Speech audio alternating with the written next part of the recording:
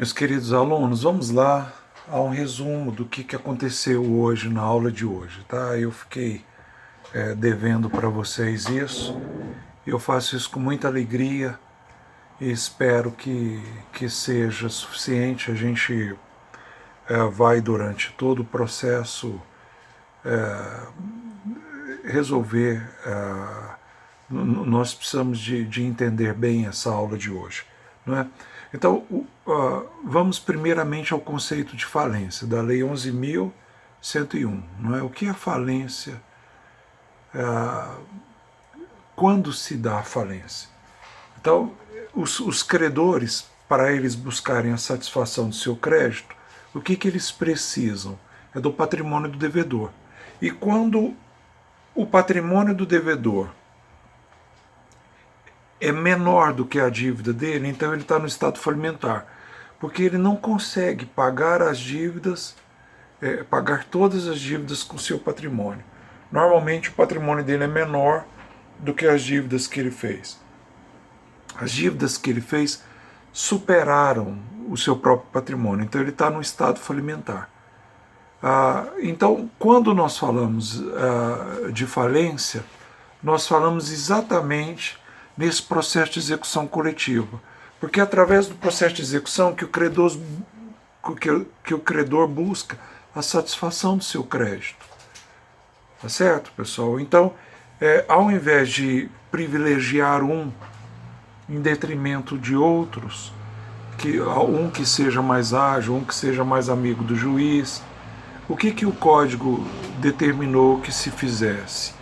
Então, serão aí reunidas todas as dívidas e serão pagos conforme a classificação dos créditos.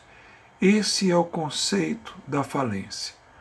Então, a falência é o processo de execução coletiva, em que todos os bens falidos são arrecadados. Esse princípio da arrecadação é importante para a venda judicial forçada, com a distribuição proporcional do ativo entre todos os credores. Né?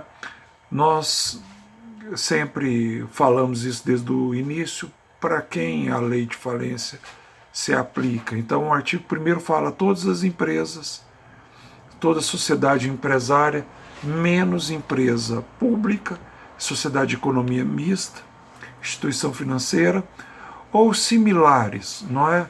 Essa instituição financeira pode ser pública ou privada, cooperativa de crédito, consórcio, entidade de previdência complementar, sociedade operadora de plano de saúde e sociedade operadora de plano de assistência à saúde, sociedade seguradora, sociedade de capitalização e outras entidades a essas equiparadas. Equiparadas aqui, a instituição financeira, porque a regência da instituição financeira e do encerramento, da extinção da instituição financeira se dá através de outra lei que não essa lei de falência.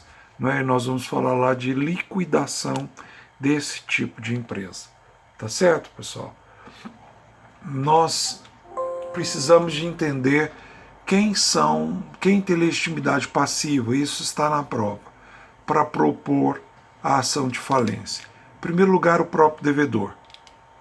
Esse é o primeiro lugar estabelecido pela lei, mas não é o que é mais comum na prática. Não é? Então, o próprio devedor ele pode pedir a falência, conforme o artigo 97, inciso 1º.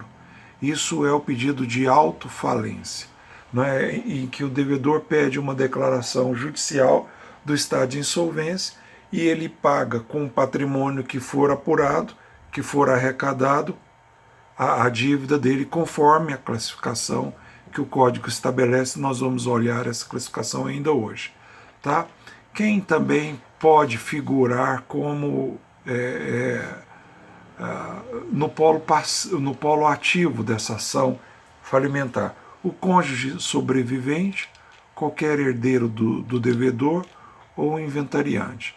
Não é incomum que quando o dono da empresa morre, então aquela empresa, ela, ao invés de ser extinta através das vias normais, ela é extinta através do processo de falência.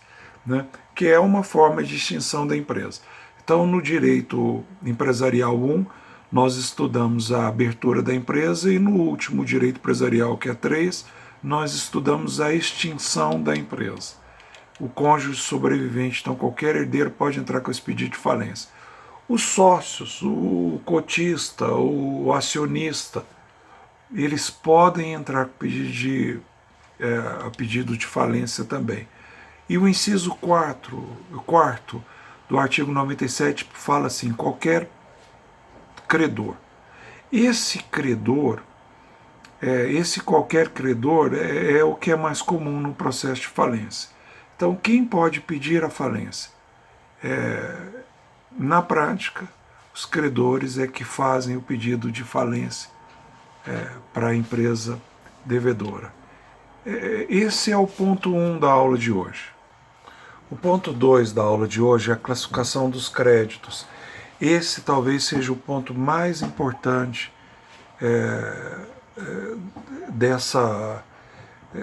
de todo esse tempo que a gente está estudando. Eu gostaria que vocês entendessem isso. Eu vou mandar os slides para vocês ainda hoje, tá bom? Eu vou disponibilizar isso e ainda vou te dar um link de uma aula, reforço dessa aula de hoje, tá bom?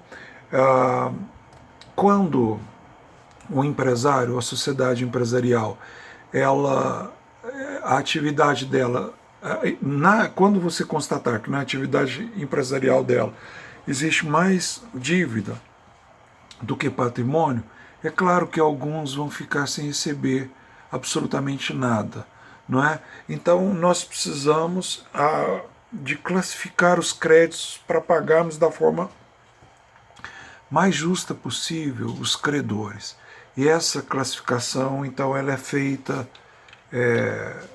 com esse sentido de pagar com justiça, de forma impessoal e privilegiando aqueles créditos que são mais importantes, não é? Para que a gente não haja, para que não haja uma desorganização no pagamento, ou que alguns sejam privilegiados pela condição deles. Então os créditos serão todos classificados e conforme essa classificação e o valor que a lei estabelece, esses credores receberão. Efetivamente, não é? Quem é que em primeiro lugar tem o direito de pedir os seus bens? Eu abri uma janela aí para uma exceção. Eu falei do pedido de restituição. Esse pedido de restituição é feito pelo credor proprietário. Ele tem preferência absoluta sobre todos os outros credores, porque ele é dono de um bem que está na posse, pode estar no uso daquilo que nós chamamos de massa falida, não é? Então, aquele bem não pertence à empresa. Se aquele bem não pertence à empresa, por força de contrato de locação, arrendamento, leasing ou qualquer outro tipo, comodato, não é, que é a locação gratuita, mas aquele bem, se aquele bem não pertence à empresa,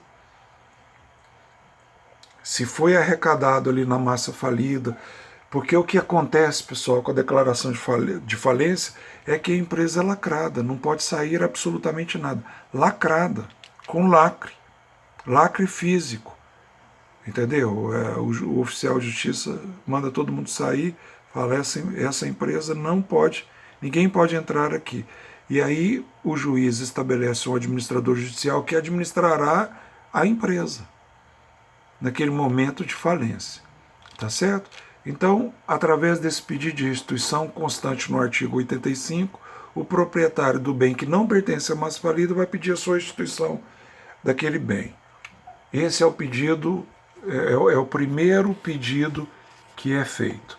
É o pedido de restituição baseado no artigo 85 da Lei de Falência. Depois desse pedido de restituição, que é o credor proprietário, de bem que não pertence à massa falida, os créditos que serão pagos serão os créditos extraconcursais, previsto no artigo 84. Qual que é o crédito extraconcursal? O artigo 84 diz: a remuneração devida ao administrador judicial e seus auxiliares. E todos os créditos derivados, não dessa prestação de serviço após a decretação da falência ou após o deferimento da RJ, da recuperação judicial. Queridos alunos, portanto, quais são os créditos extraconcursais? Remuneração do administrador judicial é o primeiro valor que sai da massa falida. Você não vai pagar outro tipo de credor, você vai pagar credor extraconcursal.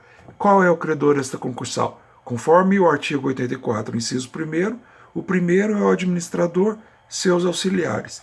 E todos os valores devidos após a decretação da falência ou após o deferimento da RJ. Por quê? Porque você tem aí valores, então, trabalhistas. A Oi está em recuperação judicial. O Hospital Lúcio Rebelo teve o benefício da recuperação judicial. Uma aluna, não é, com o sobrenome Saraiva, a editora Saraiva está em recuperação judicial. Se essas editoras estão, algumas delas, funcionando em alguns shoppings do Brasil, esses valores que são pagos aos shoppings são valores de créditos, valores trabalhistas atuais, são créditos extraconcursais. Então, quantias fornecidas à massa pelos credores, despesa com arrecadação, administração, realização do ativo e distribuição do seu produto, bem como custos processuais do processo de falência e recuperação judicial. Não é? Custos judiciais relativos às ações de execução, em que a massa falida tenha sido vencida, obrigações resultantes de todos os atos jurídicos válidos após a decretação da falência ou no curso da recuperação judicial. Esses são os créditos extraconcursais. Então, começamos com o pedido de restituição, artigo 85. Depois, crédito extraconcursal, artigo 84. E depois, os créditos concursais. Quais são os créditos concursais de forma simples, resumida, para que não haja confusão, né? São os seguintes.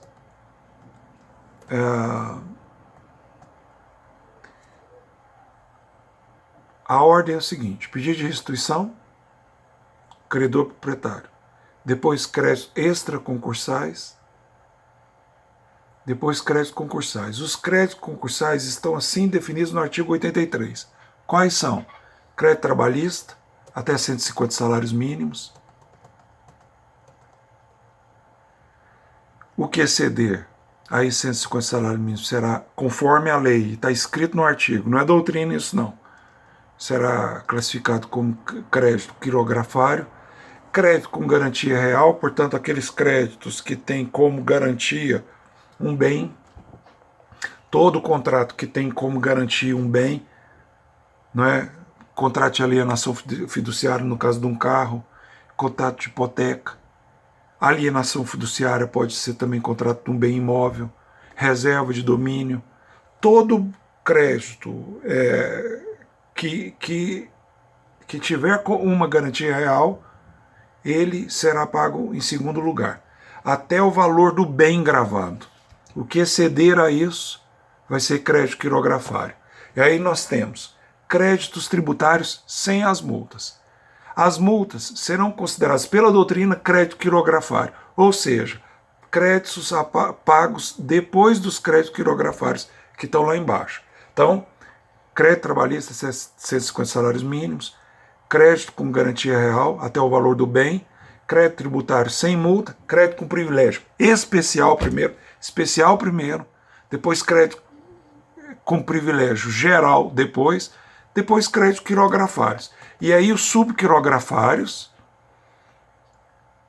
que são essas multas, tanto de tributos quanto essas multas, de uma forma geral, e, em último lugar, os créditos subordinados.